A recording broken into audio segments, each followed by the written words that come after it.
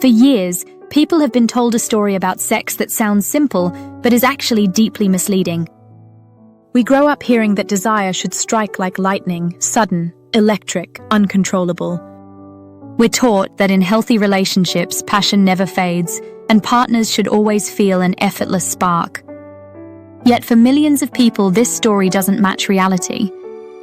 Instead of creating intimacy, it creates guilt, shame, and the quiet fear that something must be broken inside. But what if the real problem is not desire itself, but the myths we've been taught about it? What if the truth is that your sexuality has always been perfectly normal, just misunderstood? That's the shift Dr. Emily Nagoski brings to the conversation, a science-based, compassionate reframe that can transform not only how we think about sex, but how we experience it. At the center of her message is the idea that desire doesn't come in just one form. Yes, there is spontaneous desire, that familiar movie scene moment when a glance, a kiss, or even a fleeting thought ignites instant heat. But there's another kind, just as real, just as healthy, responsive desire. This form doesn't appear out of nowhere. It unfolds in response to pleasure, connection, and safety. And for many people, especially in long-term relationships, responsive desire is the norm. Recognizing this is powerful. It means that struggling to feel spontaneous spark isn't a failure. It's simply a misunderstanding. Your body and brain are not broken. They're responding exactly as they're designed to. And once couples learn this, so many of the problems that feel like dysfunction begin to dissolve. To understand how we got here, it helps to look back at the history of sex research. Masters and Johnson in the mid-20th century mapped out the famous 4-phase model of sexual response: arousal, plateau, orgasm, and refractory period. But notice what's missing: desire itself. It wasn't until Helen Singer Kaplan in the 1970s that desire was even added to the picture. She created the planned triphasic model: desire, arousal, orgasm, revolutionizing therapy and treatment. Yet even that wasn't the full story.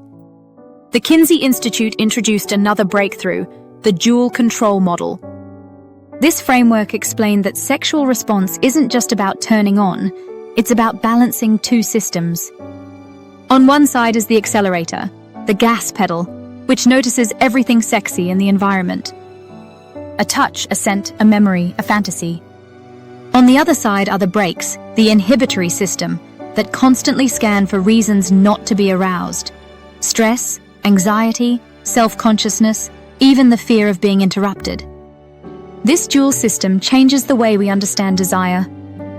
For many, the challenge isn't a weak accelerator, it's an overly sensitive brake. And here's the twist. Those brakes are often pressed by things that have nothing to do with sex itself. Work stress, negative body image, unresolved conflict, old trauma. All of these can slam the brakes even when the accelerator is working just fine. That's why context matters so much. The same touch that feels thrilling in one moment can feel unbearable in another. Take tickling. When you're playful, relaxed, and open, it can spark laughter and even arousal. But in the middle of an argument? That exact same sensation is maddening. The difference isn't the touch, it's the emotional and mental context. Couples who thrive over decades know this secret. Great sex is not about chasing constant fireworks. It's about learning how to build and protect the context that makes pleasure possible. It's about creating conditions where both partners' brains feel safe enough, free enough, and open enough to let the accelerator run without being crushed by the brakes. And the reaction most people have when they first hear this? Relief. A breath of freedom. Suddenly they realize, I'm not broken. My desire is not defective. My sexuality is already normal. All that's required is kindness, curiosity, and a willingness to co-create the conditions for pleasure. That shift requires conversation. And here's the ironic truth. For many couples, having sex feels easier than talking about sex. Yet lasting intimacy comes from words just as much as touch. Building a shared vocabulary transforms the bedroom. Instead of framing things as criticism, "You don't do this," or "I wish you did that," the language can shift toward connection. I want us to discover what brings us closer. I want to know what feels good to you. I want to share what feels good for me in ways that build trust. From this perspective, sustaining intimacy isn't about chasing sparks. Sparks are fleeting. What really matters are embers, steady, glowing, ready to flare into flame when the moment is right. Couples who tend those embers with care and attention have a reliable, enduring connection. Not flashy, not performative, but real. So what does it mean to measure sexual well-being? Here's where Dr. Nagoski offers perhaps her most liberating insight. Pleasure is the measure, not frequency, not the number of orgasms, not comparison to anyone else's experiences. Simply, did you like the sex you had? Did your partner? Was everyone free, glad, and safe to be there? If the answer is yes, then you are already succeeding. That definition strips away pressure and judgment. It removes the obsession with performance and replaces it with presence. It allows people to stop asking, "Am I normal?" and start asking, "Do I feel good? Do we feel good together?" And in that reframing lies both freedom and joy. Of course, this isn't always easy. The breaks, stress, shame, unresolved pain don't simply disappear. But by turning toward yourself with compassion, by approaching your partner with openness, by prioritizing pleasure over performance, it is possible to reshape not just your sex life, but your entire relationship with desire. This is why Dr. Nagoski's work resonates so deeply.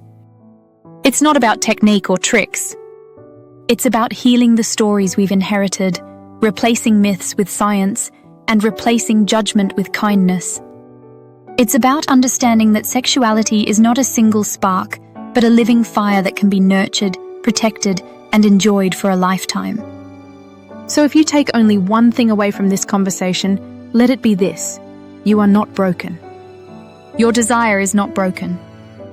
And the path to intimacy begins not with forcing yourself to feel something you should, but with creating the conditions where you and your partner can genuinely feel pleasure, safety, and connection together. Because pleasure always will be the measure.